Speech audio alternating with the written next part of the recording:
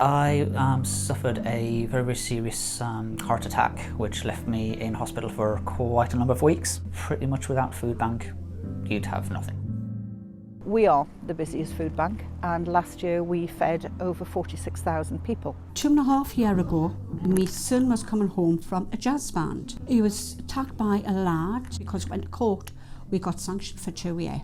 And that's how I ended up here. I had guardianship of my grandson, and he's 14 now. We had additional needs. The courts ordered social services to support me. They never gave me the right help, and I had a breakdown, so I ended up in the care system.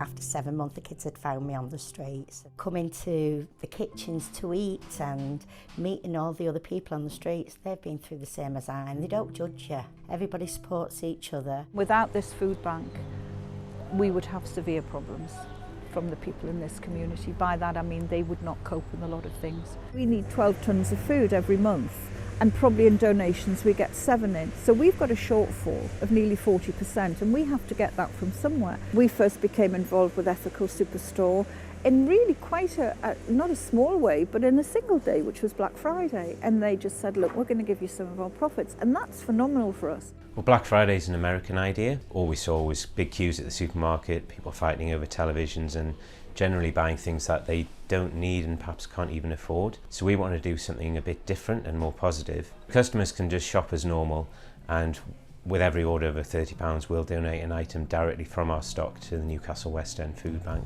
Customers will get 20% off, so they will get a discount as well, but the main thing is the food bank will benefit from their order. That is our lifeblood.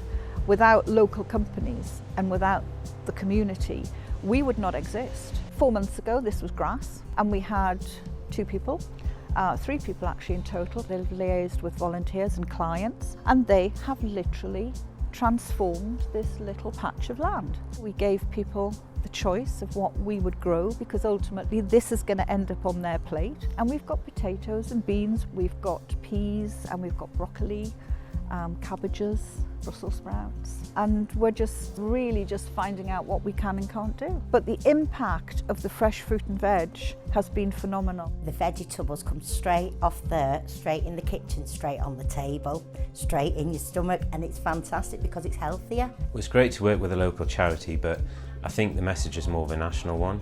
The demand at food banks has risen year on year, and it continues to do so.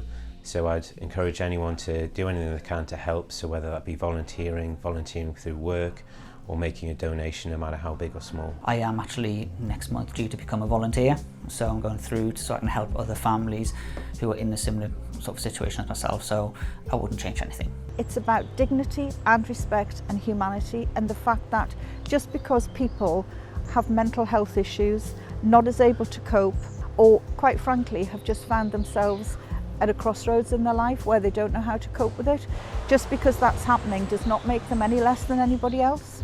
They just need to be helped, and that's what we do. I'd encourage people just to think on Black Friday, if they're shopping, not just to look for a discount, but just to look where they're spending the money and if it's doing a positive thing. Without the food bank, I'd probably be lying in a gutter. They're absolutely brilliant.